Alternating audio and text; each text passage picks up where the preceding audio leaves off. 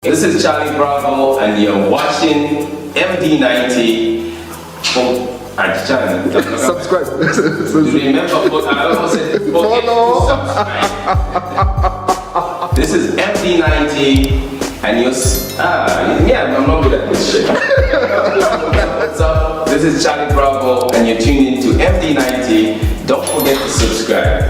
Peace. Original billionaire. Hey. I'm a billionaire. Number ule mfana tingwebe. Seek first the kingdom, less I want above everything. Ichuma chonse chili after me. Chinkon cafe.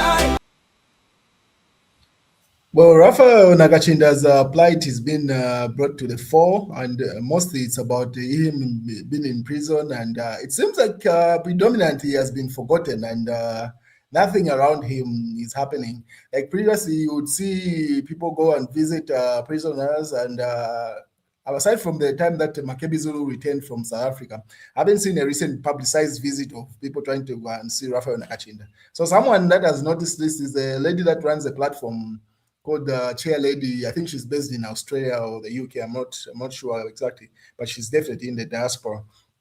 So she was asking to say something is fishy here going on. The way his other political players, especially from the Patriotic Front, seem to have forgotten him. It's concerning, especially on her part. That's a lady that's a chair, the Voice of Zambia. She's based in the diaspora. I'm not sure where, either Australia or the UK, one of those, maybe the US.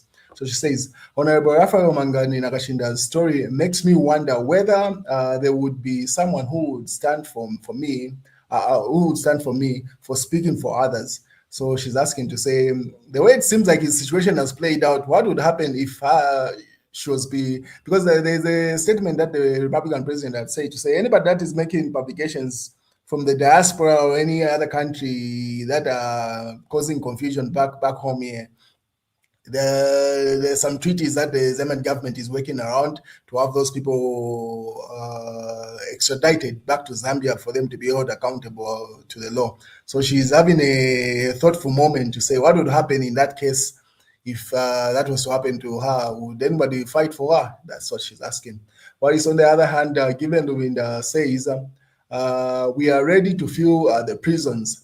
Given Luwinda says the opposition is ready to fill the prisons for doing the right cause of exposing President Hakainde Hichilema's dictatorship. Meanwhile, in a separate interview, former Patriotic Front Deputy Secretary General Mumbipiri has urged opposition leaders to pack their bags in advance in readiness for any arrests on Monday. So police, the statement there. So I don't know which arrests that are coming up on Monday she's referring to, but yeah, those are separate statements. Given to me, they're saying they're ready to go to prison for the right cause. And then the diaspora lady double down says how quick they had to replace Honorable Rafael Nakacinda and how his story is slowly dying tells how fast people can forget about you. Nakacinda is in prison because he spoke out, and the people he spoke for are quiet and moving on. Very true. He was very loud and he spoke for a number of issues. And no one has been talking about it. Quite honestly, his story has left the public eye. Even the one for Boma Nusambo and what's his name? Munia Zulu seems to still be in the public conversation. But Rafael Nakacinda's story, it's almost as if he's out of prison. Because the last the update that came from Rafael Nakacinda's case was when I think he won some bail, but because he's got a number of cases, he'll still return to prison. So he's on bail on some charges, but while he's still in prison for other charges. So he was given bail but could not leave prison. So since then, I haven't seen a story about him. And then obviously she's wondering, she's having a deep moment there. And then what is on the other hand, Fred Membe also says, Hakainde Hichilema won't break me, says Fred Membe on release. He was in prison, I think, for 48 hours the past couple of days. That's 2 days mostly. Says Socialist Party leader Fred Membe says any attempt to silence him for speaking the truth will not succeed. And Dr. Membe has insisted that President Hichilema should allow Edgar Chagwa Lungu's family to bury him in a manner they choose, adding that it cannot always be done his way. That's on Monday in that publication. So that's Fred Member simply saying, after getting out of prison, Hakainde Hichilema will not silence me or break him. You continue speaking, and the reality is this: you just allow that burial in South Africa take place, or allow for the burial to come back to Zambia and not be in attendance or anywhere close to the casket. You remember that conversation from South Africa. What is chair the chair of the Voice of Zambia doubled down about the Nakacinda's plight, says they had to get rid of him because they knew he wouldn't let the nonsense of what is happening in the Patriotic Front PF. Rafael Nakacinda's arrest was a well-orchestrated political plot to remove him from the picture. Now the question is, because the Mausamba had already taken over the Patriotic Front, even the time that Rafael Nakacinda was Secretary General and still out and about. So then what do they mean he had to be arrested? Who? I don't know who she's referring to there, but anyway, that's our opinion. Pretty much she's reflecting and keeping his conversation in the news. That's quite good on her part, because quite honestly, his plight has been forgotten. I haven't seen him in the news until now, quite honestly. What is Stephen Kampyongo says, Southern Province greedy for wanting 15 constituencies. That's Stephen Kampyongo, according to the news diggers there. So Shwangandu Patriotic Front Member of Parliament, Stephen Kampyongo, says the proposal to add 15 constituencies to the Southern Province is a sign of greed.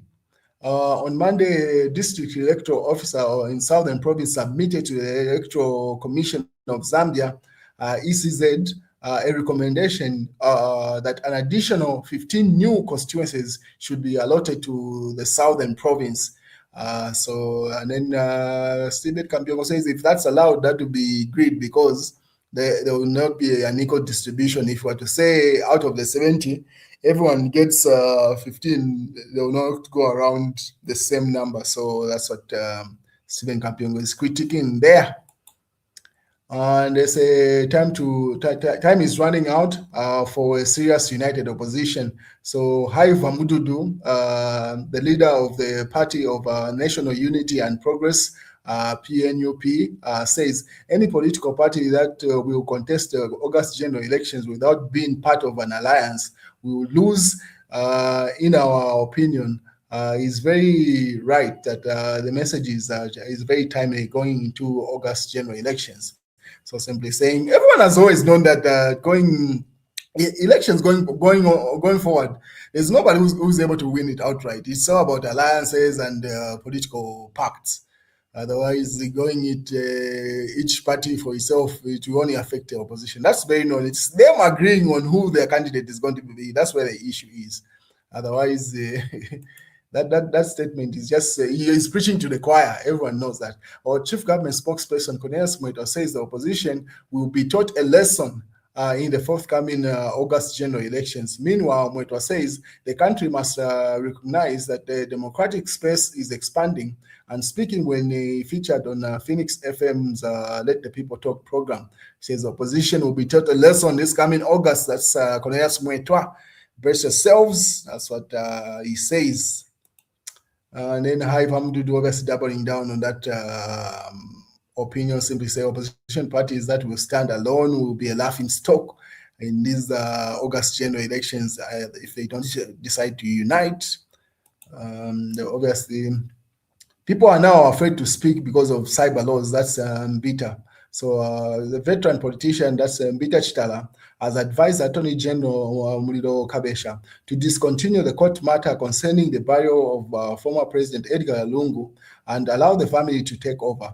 Meanwhile, Mr. Chitala says that citizens are afraid to express themselves freely due to the new cyber laws. So simply saying, just because people are not talking does not mean their standpoint has changed. So it's simply fear that's being imparted in citizens.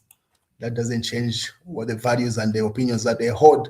On the other hand, Central Province proposes 18 new constituencies. So there you had Southern Province with 15. Another Central Province says they want 18. So District Electoral Officer in Central Province has submitted to the Electoral Commission of Zambia, ECZ, an addition of 18 new constituencies should be allotted to the province. Meanwhile, ECZ Chief Electoral Officer Brian Kasalo has deferred the Ngabwe district submission, explaining that the commission places high value on stakeholder engagement. The deferment came after the Ngabwe people could not decide whether they wanted more than 2 or just 2 subdivisions. So obviously those submissions are coming through. The numbers are different.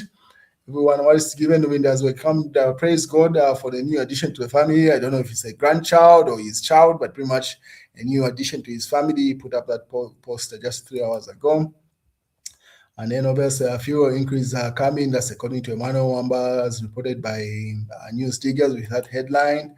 And then that's what's in the Money Daily. The Times of Zambia says brand new initiative to define us. And then News Diggers, brace yourselves for fuel price increase.